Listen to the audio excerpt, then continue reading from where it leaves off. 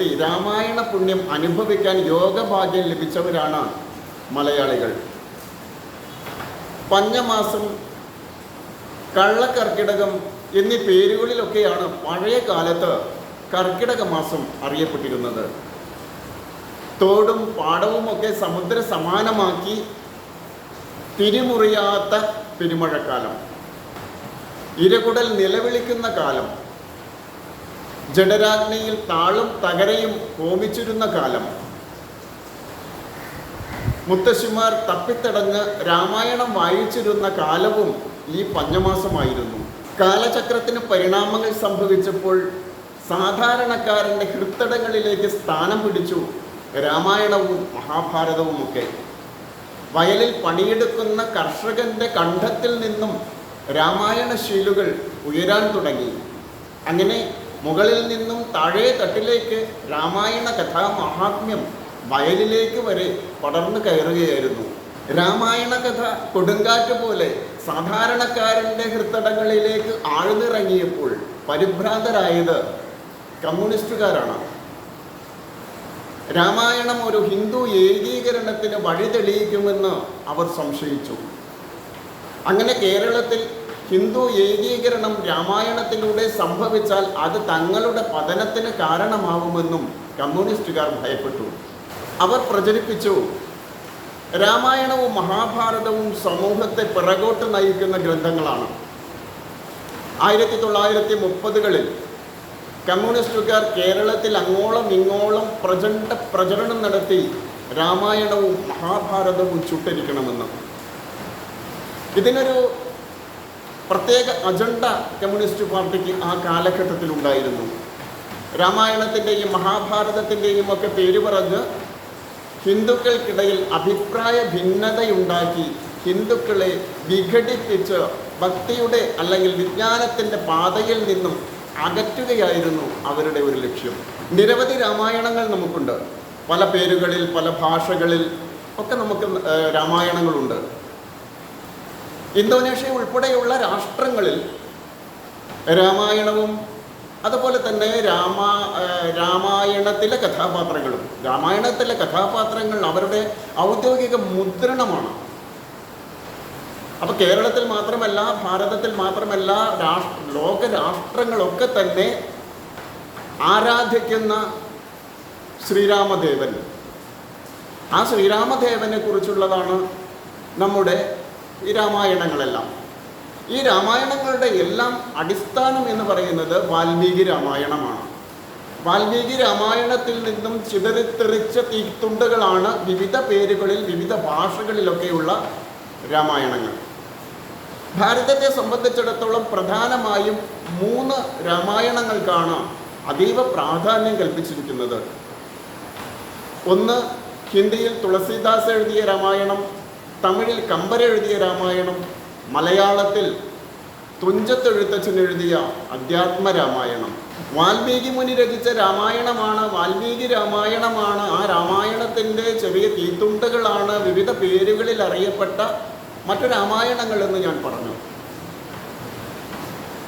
വാൽമീകി രാമായണം പഴയ കാലത്ത് സംസ്കൃതം അറിയാവുന്നവർക്ക് മാത്രം വായിക്കാൻ കഴിയുന്ന ഒരു ഗ്രന്ഥമായിരുന്നു. എന്നാൽ ഇന്നത് മലയാളത്തിലുണ്ട്.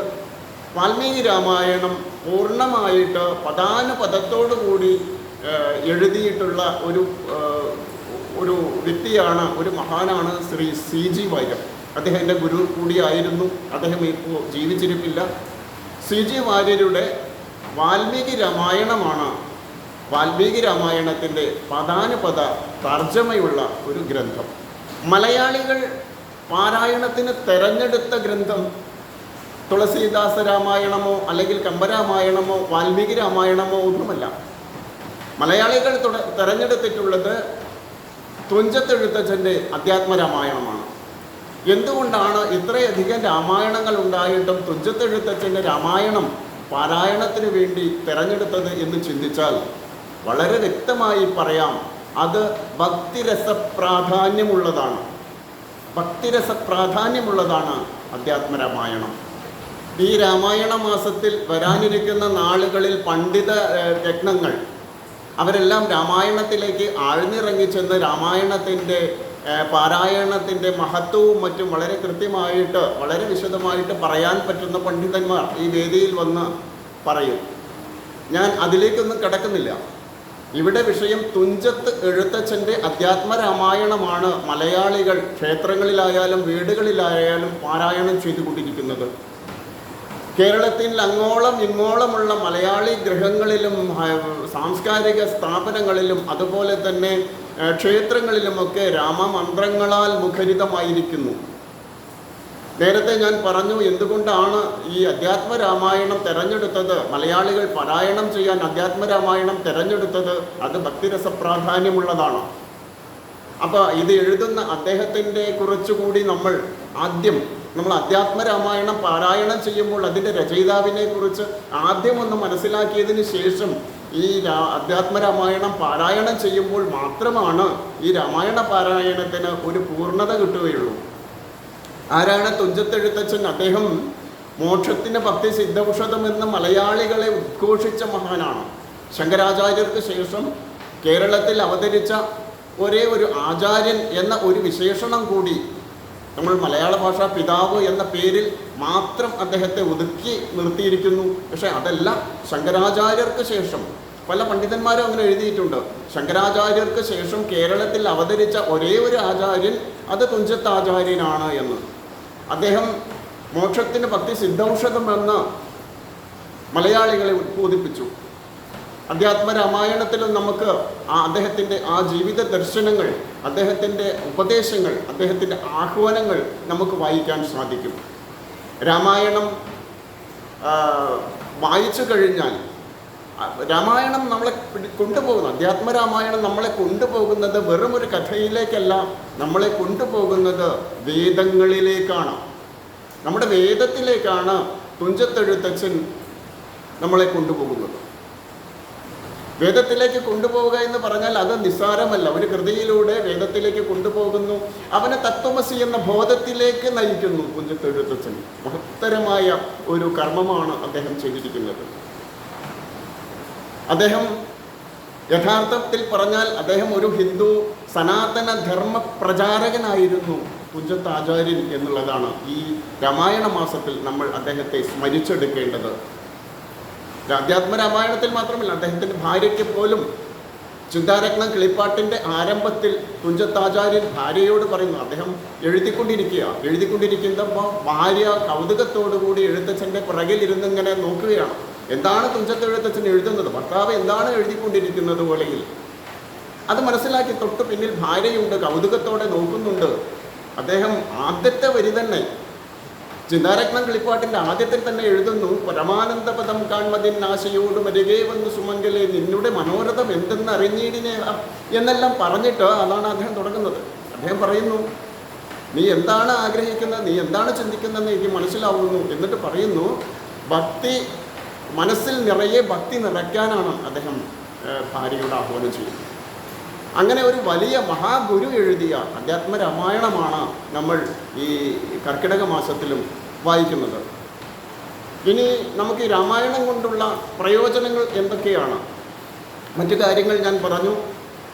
ഇതുമായി ബന്ധപ്പെട്ട പ്രശസ്ത പണ്ഡിതന്മാർ ഈ വേദിയിൽ നിങ്ങളുടെ മുമ്പാകെ വന്ന് കാര്യങ്ങൾ പറയും. ഈ രാമായണം യഥാർത്ഥത്തിൽ എന്താണ് നമുക്ക് കിട്ടുന്നത് എന്ന് വാക്കുകളിലൂടെ, ഏതാനും വരികളിലൂടെ മാത്രം ഞാൻ ചുരുക്കി പറയാം. ഒന്ന്, വ്യക്തിത്വ വികസനത്തിന് ഏറ്റവും പ്രധാനമായ ഔഷധമാണ് തുഞ്ചത്തെഴുത്തച്ഛൻ്റെ അധ്യാത്മരാമായണം. വ്യക്തിത്വ വികസനം നഷ്ടപ്പെട്ട ഒരു തലമുറയുള്ള കാലത്ത് ഈ അധ്യാത്മരാമായണം ഔഷധമാണ്. അത് പൂർണ്ണമായും അത് അർത്ഥത്തോടെ അർത്ഥം മനസ്സിലാക്കിക്കൊണ്ട് വായിച്ചു കഴിഞ്ഞാൽ ഈ വ്യക്തിത്വ വികസനം സൃഷ്ടിക്കപ്പെടും എന്ന് ഇന്ന് ജീവിച്ചിരിക്കുന്ന പല പണ്ഡിതന്മാരും, എൻ്റെ മാത്രം അഭിപ്രായമല്ല, പല പണ്ഡിതന്മാരും പല വേദികളിലും അഭിപ്രായപ്പെട്ടത് ഞാൻ കേട്ടിട്ടുണ്ട്. അതുപോലെ തന്നെയാണ് മാതൃസ്നേഹം, പിതൃസ്നേഹം, രാജ്യസ്നേഹം എല്ലാം അതിൽ വരുന്നു. പ്രകൃതിയോടുള്ള ഒരു സ്നേഹത്തിന്, പ്രകൃതിയോടുള്ള പക്ഷി മൃഗാദികളോടുള്ള സ്നേഹത്തിന്, ഇതെല്ലാം രാമായണം നമുക്ക് വിരൽ ചൂണ്ടുന്ന ഒരു മാർഗദർശനമാണ്. ഇന്നത്തെ രാഷ്ട്രീയക്കാർ യഥാർത്ഥത്തിൽ രാമായണം പൂർണ്ണമായും വായിക്കണമെന്നുള്ളതാണ്.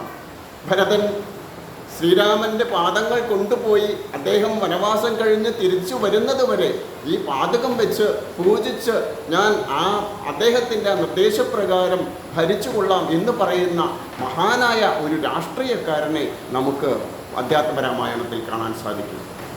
അതുപോലെ തന്നെ പല തരത്തിൽ ആഴങ്ങളിലേക്ക് ഇറങ്ങിച്ചെന്നാൽ ഇത് നമുക്ക് ഒരു മഹത്തായ ഒരു ജ്ഞാനസംബന്ധിയായ ഒരു ഗ്രന്ഥമായിട്ട് തന്നെ നമുക്ക് കാണാൻ സാധിക്കും. അതുകൊണ്ട് തന്നെയാണ് ഈ രാമായണത്തെ കർക്കിടക മാസത്തിൽ അധ്യാത്മരാമായണം പാരായണം ചെയ്യുന്നതിലേക്ക് മലയാളികൾ തിരിഞ്ഞിട്ടുള്ളത്. ഇനി മറ്റൊന്നുകൂടെ പറയുന്നത്, ഈ രാമായണം ആരാണ് വായിക്കേണ്ടത്?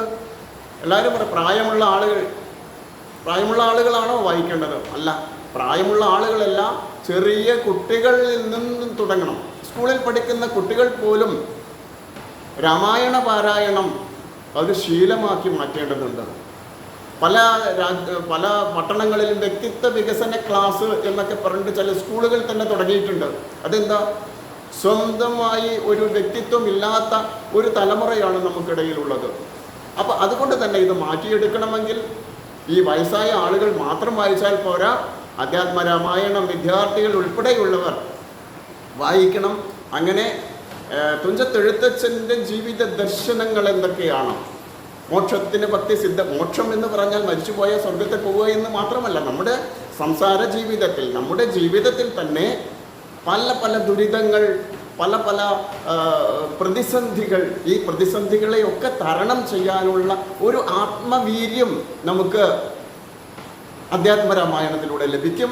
ഈ ഒരു കർക്കിടക മാസം അധ്യാത്മരാമായണം മനസ്സിരുത്തി വായിച്ചുകൊണ്ട്, വായിച്ചുകൊണ്ട്, ഭക്തി മനസ്സിലേക്ക് വായിച്ചുകൊണ്ട് ഒരു വളരെ നല്ല തരത്തിൽ ഒരു പോസിറ്റീവ് എനർജിയോടുകൂടി ചിങ്ങമാസത്തെ വരവേൽക്കാൻ നിങ്ങൾക്ക് എല്ലാവർക്കും സാധിക്കട്ടെ എന്ന് മാത്രം ആശംസിച്ചുകൊണ്ട് നിർത്തുന്നു. നമസ്കാരം.